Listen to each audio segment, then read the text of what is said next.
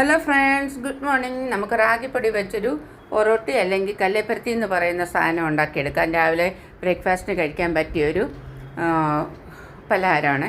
അല്ലെങ്കിൽ വൈകുന്നേരം 4 മണിക്ക് ചായയുടെ കൂടെ കഴിക്കാനും നല്ലതായിട്ട് എല്ലാവരും ഇഷ്ടപ്പെടുന്ന ഒരു പലഹാരമാണ്.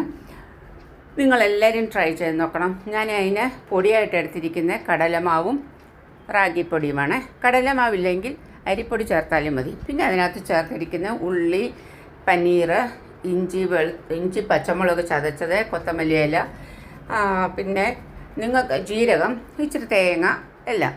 ഇത് നമുക്ക് വേണമെങ്കിൽ ക്യാരറ്റോ ബീട്രൂട്ടോ ഒക്കെ കൂടെ ചേർത്ത് നമുക്കിത് ഉണ്ടാക്കിയെടുക്കാം. കുട്ടികൾ വെജിറ്റബിളൊന്നും കഴിക്കാത്ത കുട്ടികളാകുമ്പോൾ ക്യാരറ്റും ബീട്രൂട്ടും ഒക്കെ ഇതിനകത്ത് ചേർത്താൽ അവർക്ക് മനസ്സിലാവുകയില്ല.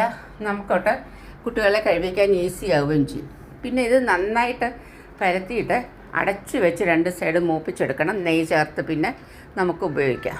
ഇത് നമുക്ക് വാഴയില ഉണ്ടെങ്കിൽ വാഴയില പരത്തി ഉണ്ടാക്കി കഴിഞ്ഞാൽ ഇതിൽ നല്ല ടേസ്റ്റോടു കൂടി വരികയും ചെയ്യും. നമുക്കിത് ഒന്ന് ട്രൈ ചെയ്ത് എല്ലാവരും നോക്കണം. സബ്സ്ക്രൈബ് ചെയ്യണം, ഫീഡ്ബാക്ക് അടിക്കണം, ലൈക്ക് അടിക്കണം. Okay, bye, good day.